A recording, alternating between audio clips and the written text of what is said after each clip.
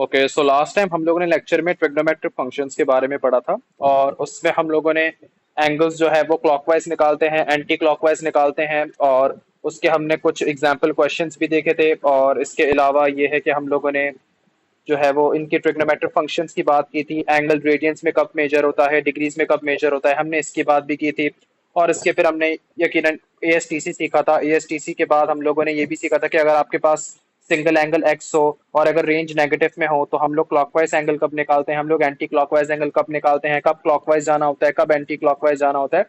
तो ये सब हमने लास्ट टाइम बात की थी। अब आज के लेक्चर में हम क्या बात करेंगे, आज के लेक्चर में हम बात करेंगे कि अगर आपके पास एंगल, यानी कि अभी मैंने प्रीवियस जितनी एग्जांपल्स दी तो उसमें मैंने बात की सिर्फ सिंगल एंगल एक्स की। अब क्या हर दफा ऐसा हुआ कि आपके पास सिंगल एंगल एक्स है? ऐसा नहीं है, एंगल आपके पास चेंज होकर भी आ सकता है। तो आज हम जो बात करेंगे कि अगर आपके पास एंगल एक्स के बजाय अगर डबल एंगल आ जाए या अगर कुछ और आ जाए एंगल के बजाय, कुछ भी आपके पास एंगल आ सकता है बजाय एक्स के आपके पास। जैसे वहां मैंने जितनी आपको एग्जांपल्स दी हैं, चाहे हम लोग एंटी क्लॉकवाइज है क्लॉकवाइज है, आपके पास एंगल देखें सिर्फ एक्स ही है, यानी कि टेन एक्स हो गया, कॉस स्क्वायर एक्स हो गया, एंगल सिर्फ मेरे पास एक्स ही है। लेकिन अगर आपके पास अब एंगल अगर डबल एंगल आ जाए या फिर एंगल डबल एंगल के अलावा कोई और सा एंगल आ जाए तो हम लोग उनके क्वेश्चंस को किस तरीके से सॉल्व करेंगे, तो उसके लिए मैं आप कुछ एग्जांपल्स आप लोग से डिस्कस करूंगा। तो लेट्स जस्ट स्टार्ट।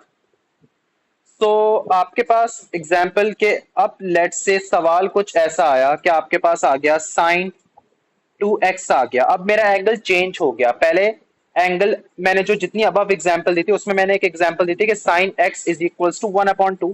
तो लेट से यहाँ मेरे पास हो गया sign 2x is equals to 1/2। और मेरी जो रेंज मुझे दी हुई है एंगल निकालने की वो लेट से मुझे 0 से लेके 180 डिग्री दी हुई है, और मुझे रेंज x की एंगल की दी हुई है और डिग्रीज में दी हुई है। तो कैलकुलेटर को सबसे पहले आप लोग डिग्री मोड में करोगे, ठीक है। अब देखो एंगल मेरा चेंज हो गया है, एंगल क्या हो गया है, 2x हो गया है। इस एग्जांपल में मैंने एंगल को डबल एंगल कर दिया, यानी कि एंगल 2 टाइम्स x हो गया है। देखिए इसके अंदर भी क्या होगा, फर्स्ट स्टेप यही होगा कि आप लोग हमेशा एएसटीसी बना लो सबसे पहले, ठीक है।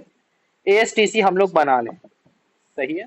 तो ये ASTNC, ये ASTC कॉन्सेप्ट मैंने लास्ट लेक्चर में दिए थे, और हम लोग किस तरीके से एंगल को मेजर करते हैं ये सब हमने लास्ट लेक्चर में कवर किया था। अगर आप लोग चाहें तो उस लेक्चर में जाके देखें कि किस तरह से हम लोग ASTC को यूज करके हम लोग एंगल निकालते हैं, ठीक है।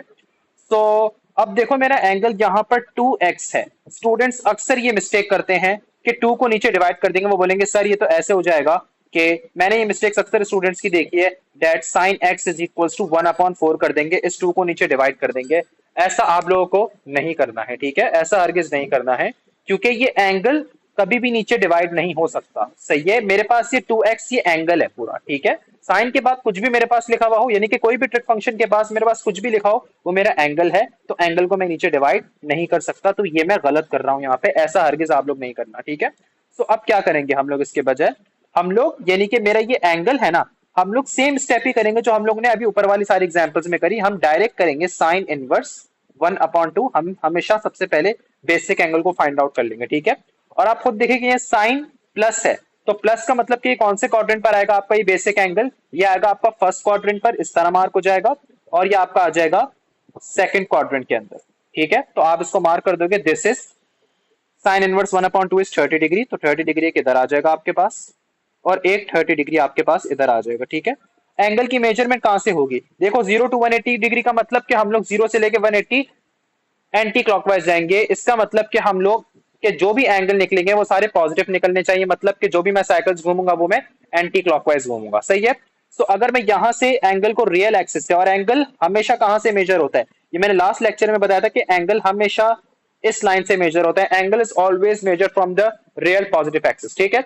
तो हम एंगल को यहां से मेजर करेंगे और हम यहां पहले घूम जाएंगे, तो हमारा पहला एंगल एंटी क्लॉकवाइज कितना आ गया, हमारा पहला एंगल एंटी क्लॉकवाइज आ गया 30 डिग्री, ठीक है। ये मेरा 30 डिग्री यहाँ पे लिखा हुआ है, ओके। तो हम लोग का जो पहला एंगल है वो 30 डिग्री आया। चले मैं पहले सारी साइकिल्स घूम के जितने भी एंगल्स है वो निकाल देता हूँ। दूसरा एंगल मेरे पास क्या आ जाएगा, आप यहाँ से यहाँ जाएंगे तो ये कितना हो जाएगा, 180 minus 30, this will B 150 degree. अब ये जो मेरी सारी साइकिल्स घूम के जो भी मेरे पास जो रिजल्ट आए हैं एएसटीसी के, मैं इसको इक्वेट करूंगा हमारे एंगल के, और हमारा एंगल इस बार क्या हुआ है, 2x हो गया है, तो मैं इसको इक्वेट कर दूंगा 2x के, ठीक है।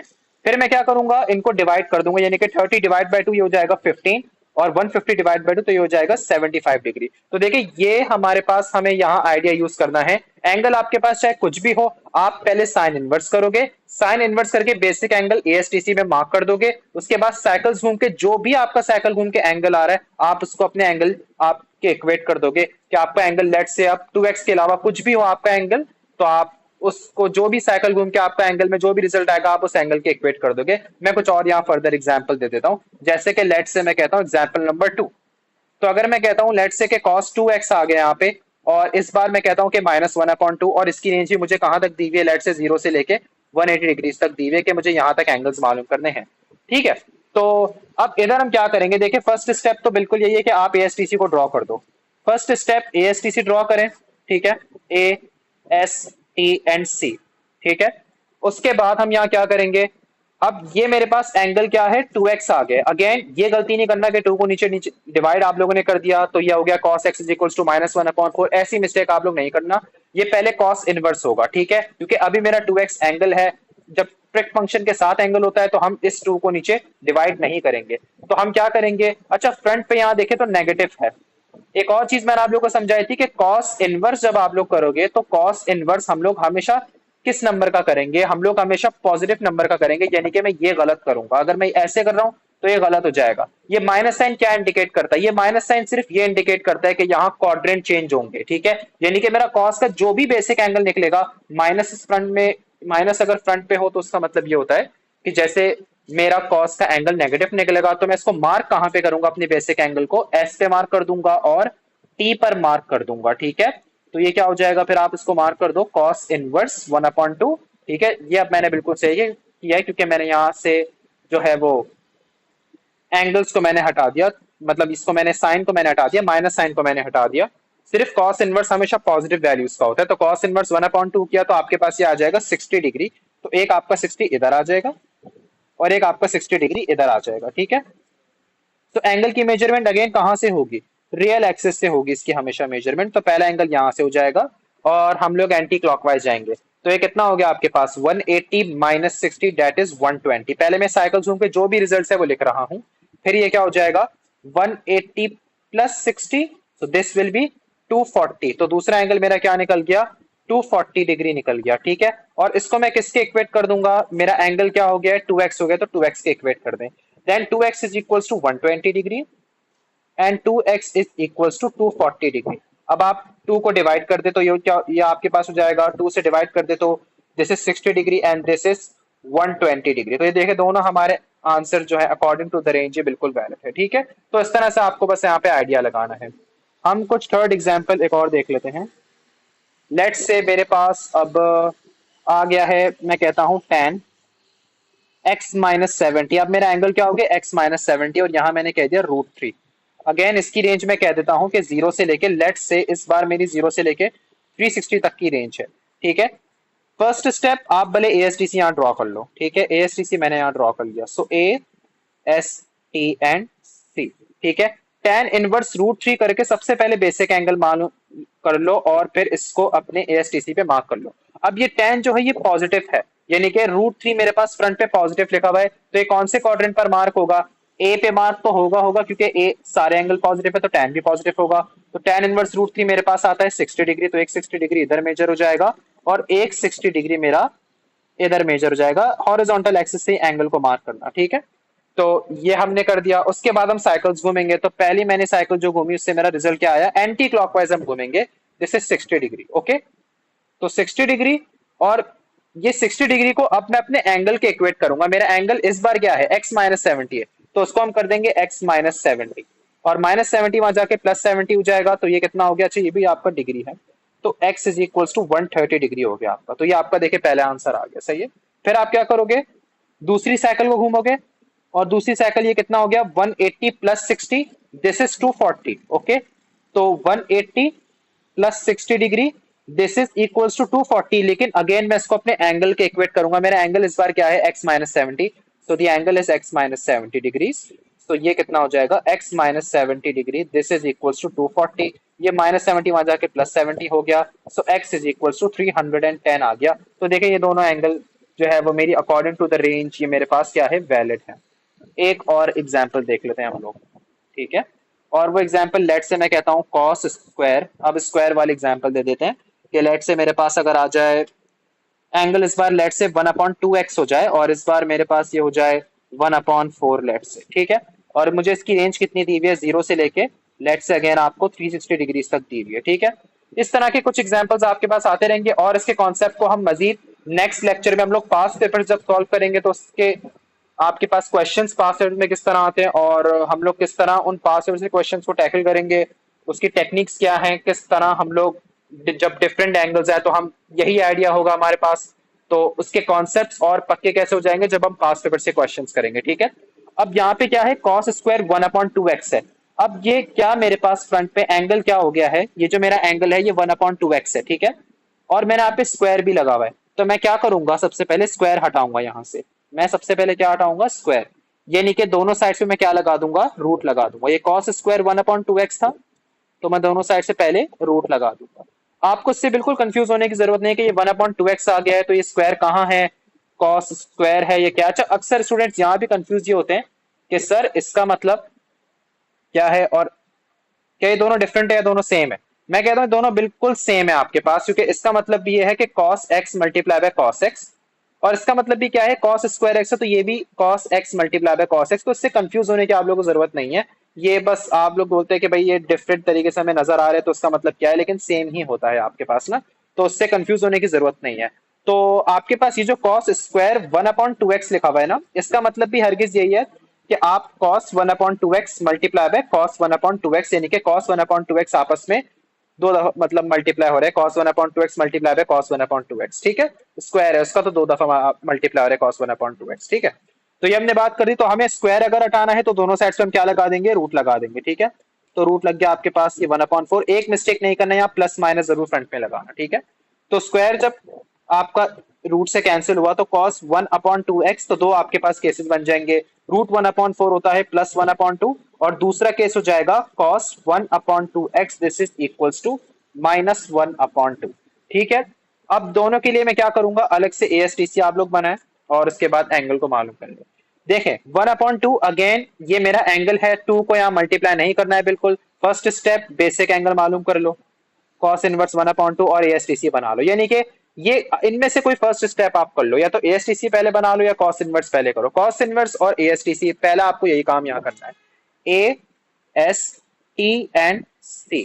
तो cos इनवर्स 1/2 पॉजिटिव है ना, तो ये कहाँ मार्क होगा, A पर मार्क हो जाएगा और C पर मार्क हो जाएगा, बिल्कुल ये, ठीक है। तो cos इनवर्स 1/2 इज 60 डिग्री, तो एक 60 इधर मार्क हो जाएगा, एक 60 इधर मार्क हो जाएगा, ठीक है।